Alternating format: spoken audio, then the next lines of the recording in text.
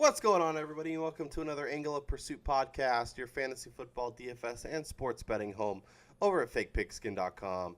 With me, as always, it's the real Bobby Adcock. What's up, Bobby?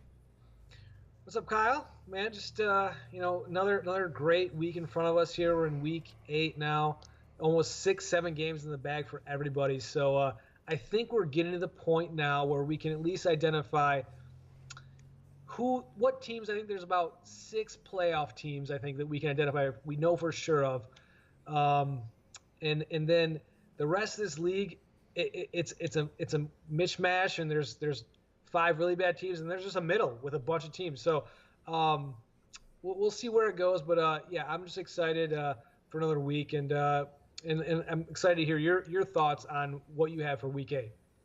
Yeah, well, it hasn't been a good past couple weeks. A lot of, I was 0-3 last week. I was 1-2 the week, or 0-3 2 weeks ago, 1-2 this week. So I'm not seeing the board very well. I'm not loving my picks. And it's been rough. With that being said, I want to mention to everybody that if you're into college football betting, I am on absolute fire over there. So don't think I'm a moron. I'm 62% on the year, and over the past 4 weeks, I'm 19 out of 25. So I'm hitting 3 out of every 4 picks, 76%, which is incredible, which is really, really good.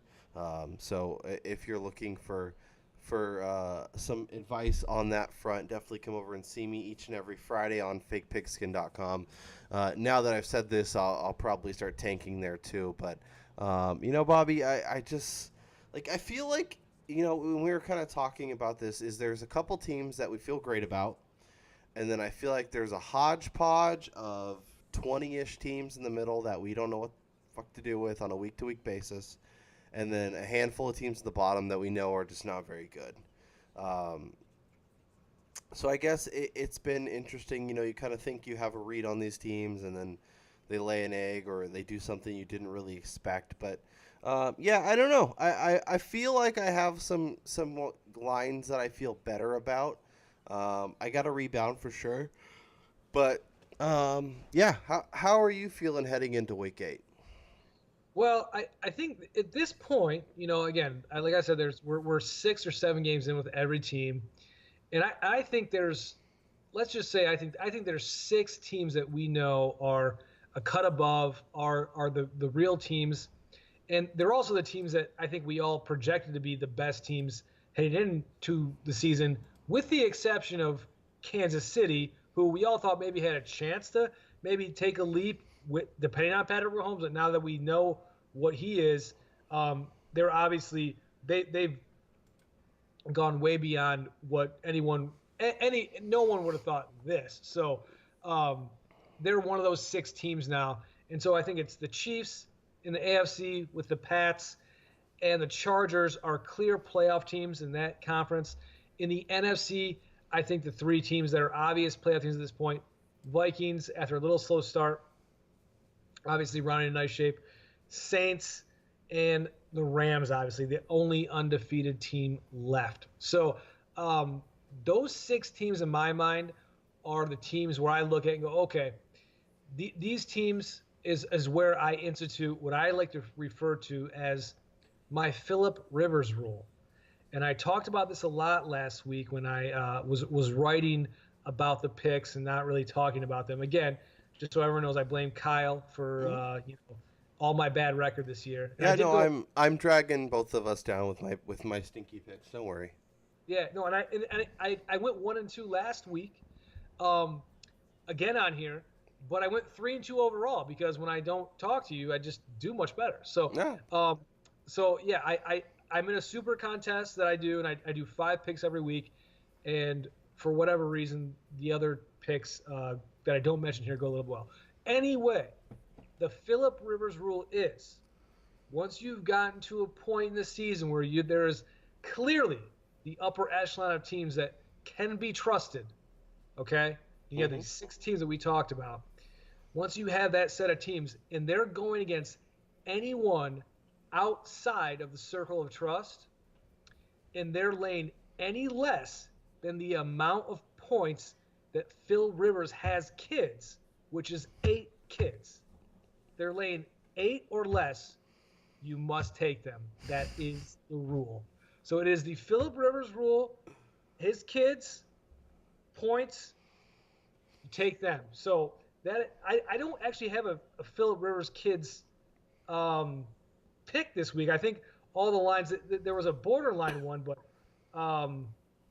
so yeah, that's the rule, and it's kind of like a double digit rule serves that as well. Like, look, if you have one of these top teams, they're going against maybe an average team or what you perceive to be one of the average teams. I talked about this a few weeks ago with the Rams. I just said, hey, listen, at this point, if they're laying a touchdown or at this point they're laying less than double digits to a team I don't really have a lot of respect for or don't think is a playoff team or one of the better teams, I'm just taking them. I mean, what's the point at this point, right? Why not? Look at what Kansas City did last week. I try to get cute with them and go, yeah, oh yeah, all right, this is the week. I'm gonna go Cincinnati. They're gonna give them a run here. That score some points. They'll be in this game. They completely overwhelmed Cincinnati, and that game was over at almost halftime. So at least you didn't jump on the Bills plus 7.5. That was a dumpster fire from the start. I don't know what I was thinking there. Yeah, and we'll talk about the Bills, but yeah, that was rough.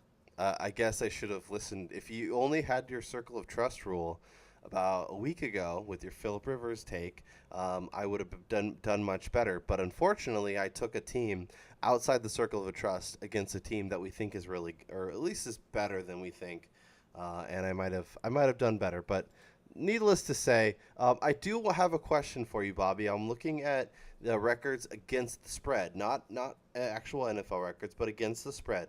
There are seven teams that are 4-2 or better this year. Do you want to take a stab at those 7 teams? I'll take it. Yeah, I'll take a stab. So I will say that Kansas City is 1. Yep. The Chargers are 1. They are not. Are the Vikings 1? The Vikings are 1. Okay. Are the Bears 1? No. I'm going to stop now. Okay. So we have 3 teams, I think, that are firmly in our circle of trust, which is the Chiefs, which are a perfect 7-0 against the spread this season. The Vikings, who are 4-2-1, and the Saints, I believe, are within that trust, and they're 4-2. Now so Saints, and then the Rams are firmly in there as well, 4-2-1. The other 3 teams, I think, may surprise you, and give you a little ammunition going forward. Your Detroit Lions are 5-1 against the spread this year. They have covered in every game but their first one this year. The Cleveland Browns are 5-2 against the spread. However, they are 2-1 on the road and 3-1 at home. And the Washington Redskins at 4-2 are also cover machines and actually are 3-1 at home against the spread. Yeah, I was all over their jack at the beginning of the season, and I just bounced as soon as the Colts beat them week 2. Yep. Yeah. Okay. I mean that makes sense. Washington kind of at 4-2 right now is kind of a, I don't want to say a ridiculous 4-2, but you look up and you go, really? They're 4-2? Yep. So, okay. No, I the Browns, when you think about it, makes sense. They've been hanging around most, they've been in games. So yeah, well, and it's interesting because especially a team like the Browns, they probably get spotted a few too many points because of perception over the past few years.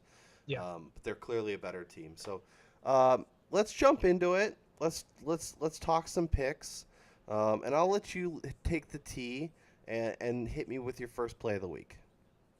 Sure. So I initially was going to go.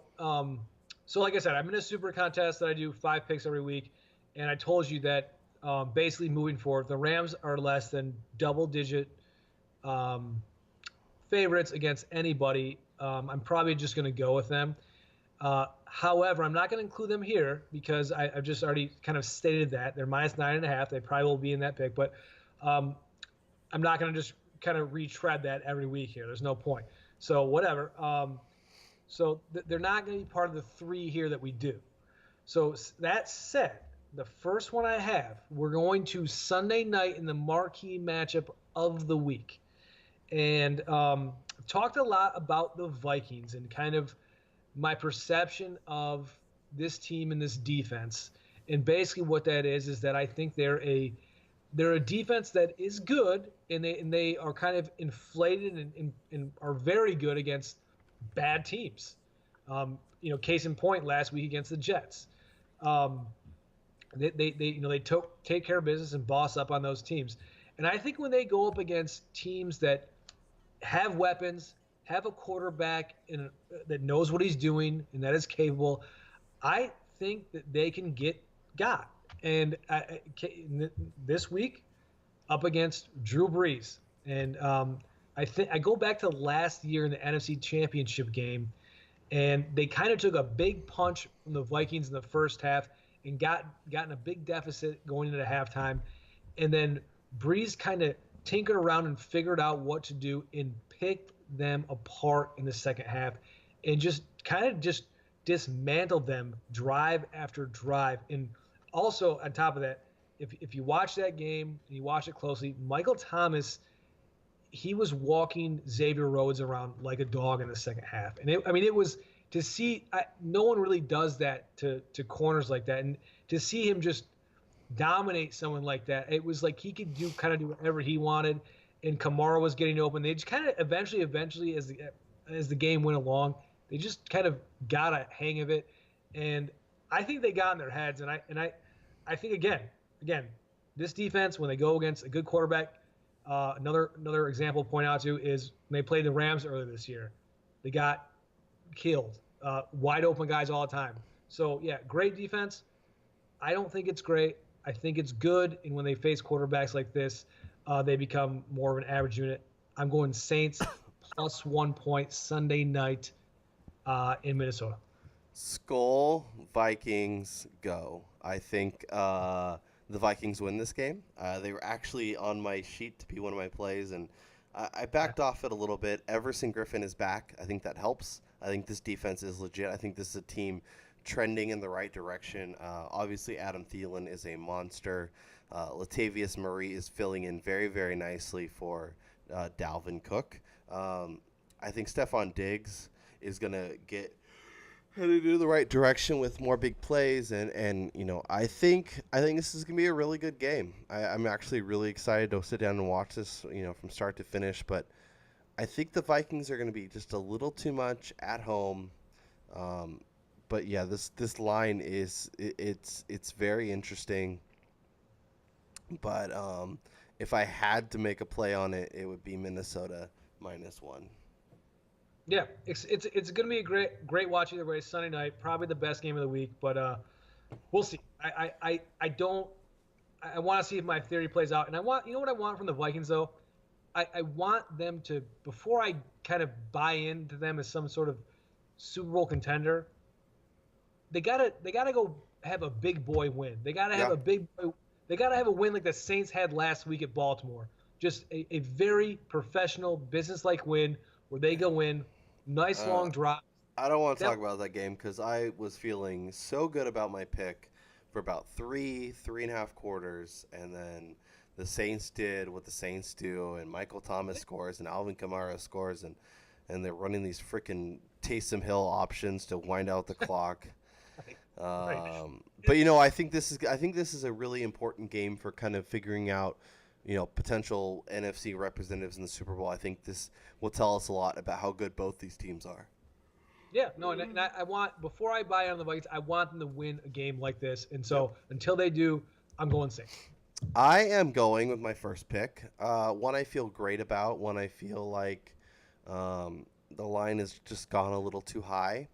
I am going to take the Denver Broncos plus 10 in Kansas City. I know the Chiefs, like I mentioned, Chiefs are 7-0 against the spread. They have gotten you to cover town each and every week. when teams repeatedly get covers, the public will continue to back them until they get bucked. And that causes the money to come in, that causes the line to move, that causes lines to start higher than they probably should. This game should be 7.5, maybe 8, and it's all the way up at 10. So I am going to take the extra couple points. Two teams that have already played each other. I think the Broncos were one of the best defenses and gave Pat Mahomes the biggest challenge he's seen all year long. If you're looking at the bets, 64% of the bets are coming in on Kansas City, but only 23% of the money, where 36% of the bets and 77% of the money. So the smart sharps are with me in this matchup. I think the Broncos, I don't expect them to win, but I think this game it hovers between a field goal and a touchdown, and you end up coming out with a cover. Yeah, I don't. I don't mind it for the reasons you said, and just like look at some point, it's at some point, right? You can't keep up this pace. Things regress to the mean, all that stuff. Like, yeah, you can't go this long, and someone's gonna get them, and at least if not win, but cover and maybe slow Pat Mahomes down to an average level for a night. Um, but I will say, I don't know if I saw this on Twitter about something. I don't know if maybe you retweeted or saw something where someone said, so the Broncos off week or the Broncos, since their Thursday night game, um, Chad Kelly, there was reports that he was going to start to maybe uh, get playing time in favor of Case Keenum.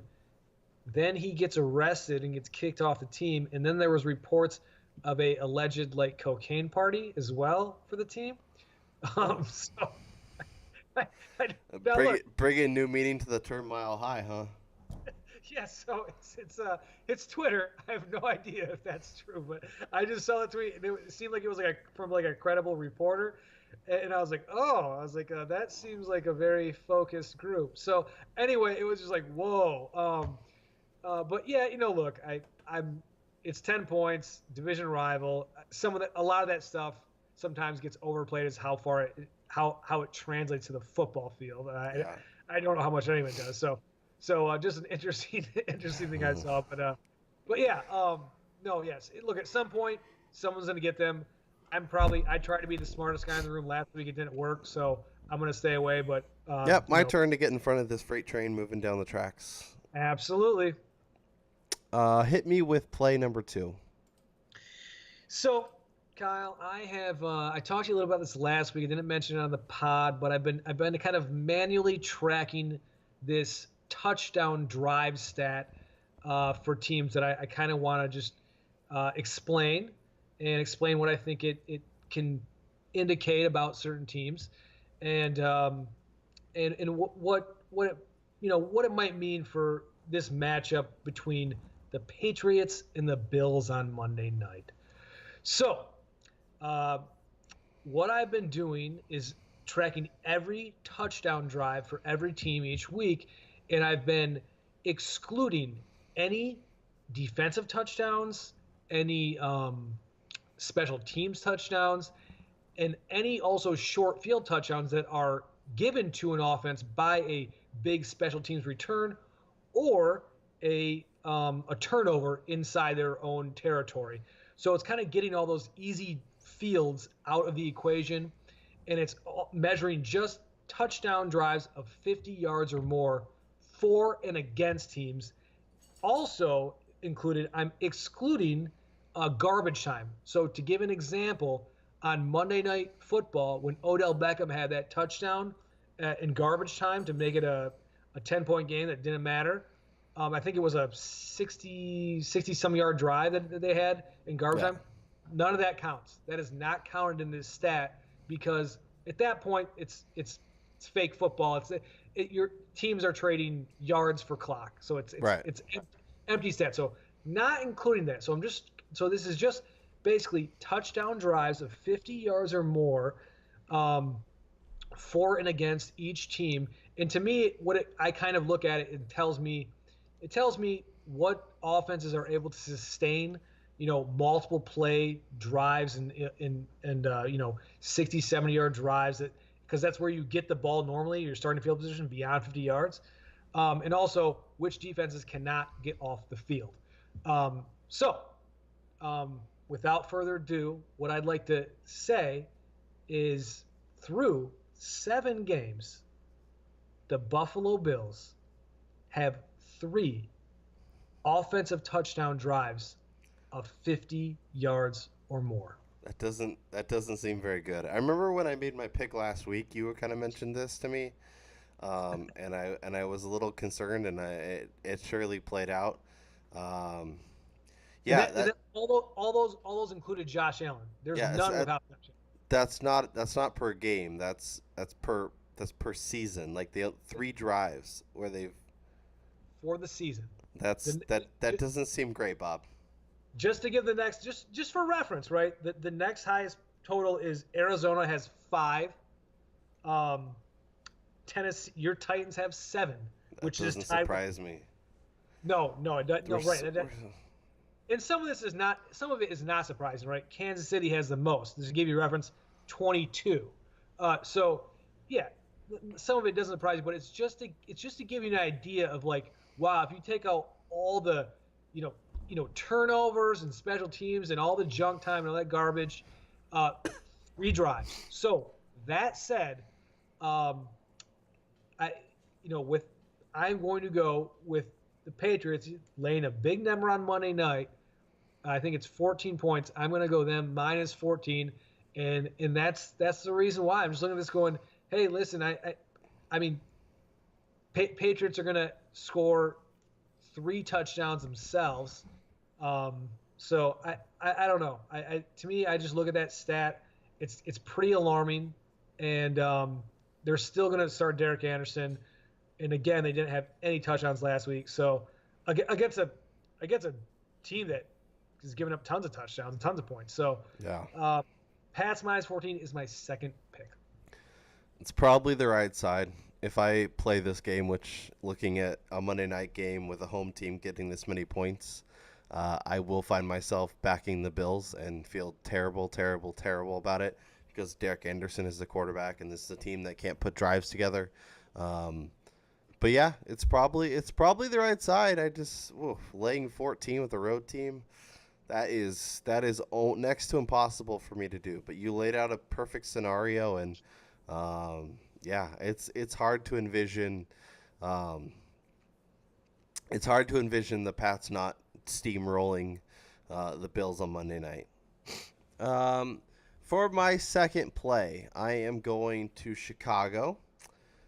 We have the Jets coming flying in, landing to battle the monsters of the Midway, and I am going to take the Jets, Jets plus 7.5 points. We talked a little bit about it in with the DFS pod in terms of Mitchell Trubisky has receivers running wide open all game long, and he finds ways to overthrow them, underthrow them, and just not be on target as often as he probably should be. Um, the Jets aren't a great team. It looks like they lost Bilal Powell for the rest of the season.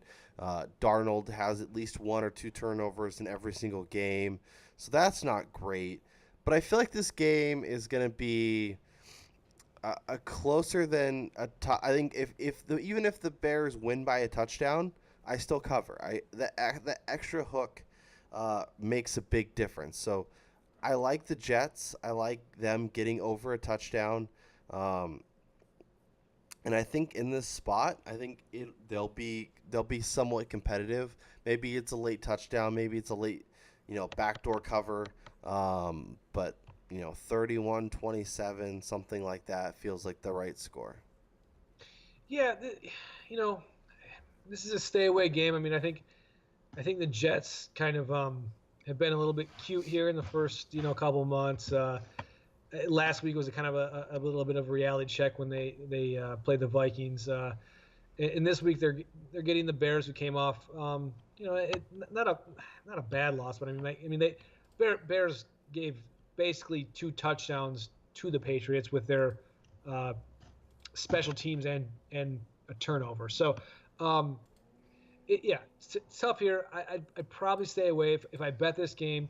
It doesn't exactly fit the Phillip Rivers model because um, although it is under the number of kids he has at 7.5, Mitchell Trubisky has taken the Bears outside of the circle of trust. So I'd like to put them in there, but I can't do it. And I think they're in, to me. Let me ask you if you agree with me. So we talked about the 6 teams that are, I think we both agree are clear playoff teams in each conference. I have 4 teams that I think are the most likely wild card teams, and there's 2 from each conference. My 2 would be in the NFC would be the Bears and the Panthers in the NFC. Would you agree with that? The most likely wild card teams. Yeah, I would say those feel pretty fair. I feel like, um, yeah. I mean, your Lions are interesting, and I think Tampa is other possible. But as we've kind of mentioned with both those teams, there's stuff on a week-to-week basis that you just don't feel great about. Where with the Bears, at least I know they have the defense and the ability to utilize their running backs, and yeah, I think Carolina is pretty solid. So yeah, I think that makes a ton of sense. Okay, yeah, and so I don't mind your pick at all, just because I don't trust Trubisky, and he could in any game week to week in some ways he could be their undoing. So, Yeah. um, so yeah, that I'm fine with that there. Yep. Okay. So hit me with your third and final pick of the week. Well, Kyle, we're gonna head out to California, where you are. Yeah. And we're gonna go to Oakland, where there's a lot of things going on in Oakland, and right now you have this Colts team coming in to face the Raiders, and this Colts team, I think, if you look at their games outside of the Patriots on Thursday night, they've been in the fourth quarter within one score in every game. And they have a record of 2-5 that could easily be 5-2, could be 4-3. And think about if that were the case, if they had maybe a handful of plays go their way in some of these games in the fourth quarter, and they're 4-3, 5-2. What's the discussion right now? What's the narrative? We're talking about them as the division leader. Mm-hmm. Are the Colts a contender? Is Andrew Luck an MVP candidate? I mean, because he is still playing really well. That's what the discussion would be, and they're kind of looking really nice right now. And if you look at other offensive metrics, that they're one of the better teams in the league right now, definitely in the top half. And they're coming into this Raiders team that is off the field a disaster. They basically have John Gruden maybe